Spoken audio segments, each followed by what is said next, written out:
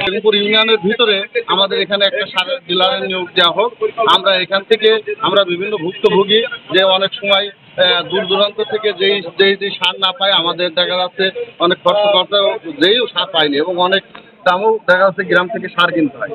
আমরা চাই যে বেগমপুর ইউনিয়নের ভিতরে একটা সারের ডিলার নিয়োগ দেওয়া হোক বা ডিলার হস্তান্তর করা হোক। এখান থেকে আমরা সার পেলে আমাদের গ্রামবাসী এবং আমাদের একটা দাবি আকবর মিয়া যেন ডিলার ওখানে না থাকে। আমাদের হচ্ছে বহুত অনিয়ম করে উনি এত অনিয়ম করে বেশি দামে সার বেচে এবং হচ্ছে সেই সারগুলো তো পাওয়া যায় না অন্য জায়গায় সিন্ডিকেট করে বিক্রি করে।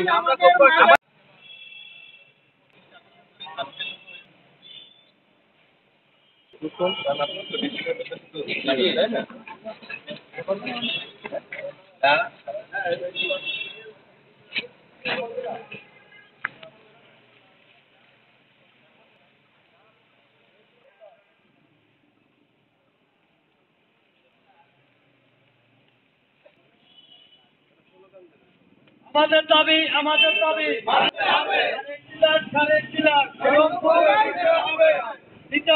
দিতে হবে আরেক ডিলার ছাড়ের ডিলার আমাদের দাবি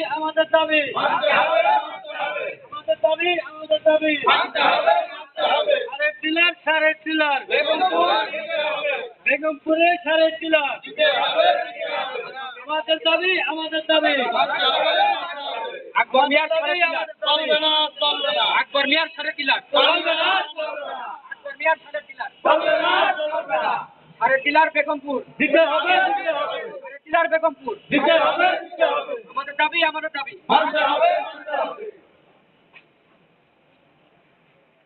যে আমাদের ইউনিয়নের ডিলার আমাদের ইউনিয়নে থাকুক, আমাদের ভিতরে আসুক। আমরা হেজল গাড়ি একটা জনের দাম 500 টাকা খরচ করে আসি, সার পাইনি, তখন আমরা কি করবো? আপনাদের ইউনিয়নের ডিলার হিসেবে কে আছে? আপনাদের ইউনিয়নের ডিলার হিসেবে কে আছে? আকবর হোসেন। উনার প্রতিষ্ঠান কোন জায়গায়? উনি হচ্ছে ডিলার হচ্ছে বেগমপুর, উনি ব্যবসা করে হেজল গাড়ি। আচ্ছা, হেজল গাড়ি একটা জোন কামাই করে আমি আসি। আপনাদের দাবি হচ্ছে যে উনি হচ্ছে উনার নির্ধারিত যে স্থানে উনার ডিলার ওই পয়েন্টে উনাকে আসতে হবে, এটাই তো আপনাদের দাবি? জায়গায় যাইতে হবে, মানে উনার নির্ধারিত জায়গাতে যাইতে হবে। হ্যাঁ, নির্ধারিত জায়গা তো বেগমপুর ইউনিয়ন।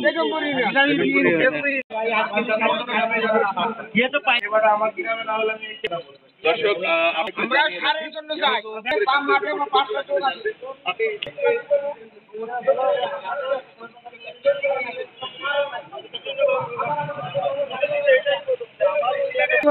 ইউনিয়নের ডিলার আমার ইউনিয়নের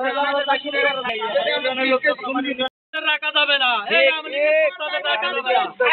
দেশ থেকেও তো বিদায় করতে হবে ইন্ডিয়া। ওদের এই চোর এই দেশে রাখা যাবে না। ওরা দুনিয়া এই 15-16 বছরে লুটি সব লুটি পেরে খেয়েছে।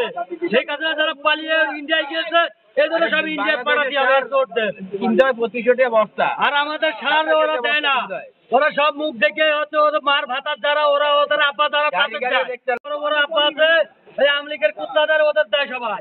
আমাদের দাবি একটাই, আমাদের কৃষকদের যে মূল্য সেই মূল্যে আমাদের সার দিতে হবে, সরকারি মূল্য।